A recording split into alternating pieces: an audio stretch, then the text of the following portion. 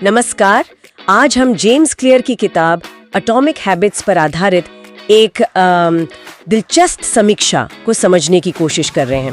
इस समीक्षा का जो मूल विचार है वो बड़ा सीधा है, लेकिन बहुत शक्तिशाली भी, कि जीवन में बड़े स्थायी बदलाव असल में छोटी लगातार दोहराई जाने वाली आदतों का ही नतीजा होते हैं। तो चलिए इस पर थोड़ी गहराई से बात करते हैं। हाँ बिल्कुल।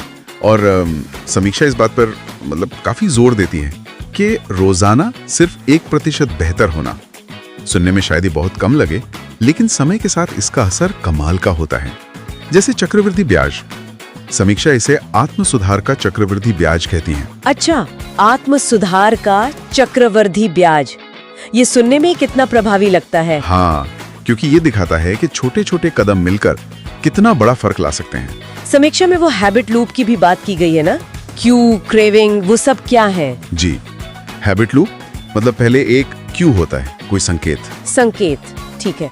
फिर आती है क्रेविंग, यानी कुछ करने की तीव्र इच्छा। हाँ। उसके बाद होता है रिस्पॉन्स, वो काम जो हम करते हैं, और आखिर में मिलता है रिवॉर्ड यानी इनाम। क्यू, क्रेविंग, रिस्पॉन्स, रिवॉर्ड, हमारी आदतें इसी चक्कर में चलती रहती हैं। ज्यादातर हाँ, लेकिन समीक्षा कहती है कि सिर्फ इसे जानना ही काफी नहीं है। तो फिर इसे बदले कैसे? यही पर वो 4 नियम आते हैं जिनका जिक्र समीक्षा करती है। व्यवहार बदलने के नियम। पहला, क्यू को स्पष्ट बनाओ। दूसरा, क्रेविंग को आकर्षक बनाओ। तीसरा, रिस्पॉन्स को आसान बनाओ। और चौथा, रिवॉर्ड को संतोषजनक बनाओ। स्पष्ट, आकर्षक, आसान, संतोषजनक, ये अच्छी आदतें बनाने के लिए है। हाँ, और बुरी आदतें तोड़ने के लिए बस इनका उल्टा कर देना है। जैसे क्यू को अदृश्य बनाओ, क्रेविंग को अनाकर्षक, रिस्पॉन्स को मुश्किल और रिवॉर्ड को असंतोषजनक। ये तो बहुत व्यावहारिक लग रहा है। और एक और बात जो मुझे समीक्षा में बहुत अच्छी लगी, वो थी पहचान आधारित आदतों पर जोर देना। हाँ, ये बहुत महत्वपूर्ण बिंदु है। समीक्षा इस पर काफी फोकस करती है। मतलब लक्ष्य ये ना हो कि मुझे वजन कम करना है, बल्कि पहचान ये हो कि मैं एक सेहतमंद इंसान हूँ। सही कहा, मैं वो इंसान हूँ जो वर्कआउट मिस नहीं करता, न कि सिर्फ मुझे रोज वर्कआउट करना है। बिल्कुल, क्योंकि जब आदत आपकी पहचान से जुड़ जाती है तो उसे निभाना आसान हो जाता है। वो सिर्फ एक काम नहीं रहता। समीक्षा में वो एक लाइन है ना, बहुत शक्तिशाली है। आपका हर काम उस व्यक्ति के लिए एक वोट है जो आप बनना चाहते हैं। वाह, ये तो सोचने का नजरिया ही बदल देता है।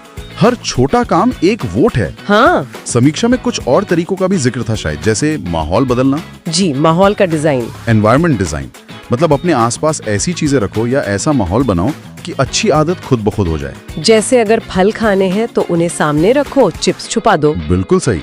और दूसरा तरीका है हैबिट स्टैकिंग। हैबिट स्टैकिंग, ये क्या है? इसका मतलब है अपनी किसी नई आदत को किसी पुरानी पहले से जमी हुई आदत के साथ जोड़ देना। अच्छा, जैसे समीक्षा में शायद उदाहरण था, सुबह कॉफी बनाने के बाद मैं 1 मिनट ध्यान करूंगी। हाँ वही, ये छोटी छोटी तकनीकें हैं, पर समीक्षा के अनुसार ये बहुत कारगर हैं, क्योंकि ये आदतों को आसान और स्वाभाविक बना देती हैं। तो कुल मिलाकर समीक्षा इस किताब को इतना असरदार क्यों मानती है? क्या खास बात है इसमें? देखिए, समीक्षा के हिसाब से कई कारण हैं। एक तो ये बहुत व्यावहारिक है, मतलब सिर्फ ज्ञान नहीं, करने के तरीके बताती है। दूसरा, ये विज्ञान पर आधारित है, मनोविज्ञान, न्यूरोसाइंस, इन सब का आधार है। और ये प्रेरक भी है, लेकिन सिर्फ बातें नहीं, ठोस रास्ते दिखाती है। और सबसे बड़ी बात, भाषा बहुत सरल है, मुश्किल चीजों को भी आसानी से समझाया गया है। हाँ, ये तो मैंने भी महसूस किया। समीक्षा में एक और कहावत जैसी बात थी, कुछ सिस्टम के बारे में। हाँ, वो भी बहुत जरूरी है। आप अपने लक्ष्यों के स्तर तक नहीं उठते, आप अपने सिस्टम के स्तर तक गिरते हैं। इसका मतलब है कि इच्छा शक्ति से ज्यादा जरूरी है एक अच्छा सिस्टम बनाना, प्रक्रियाएं बनाना।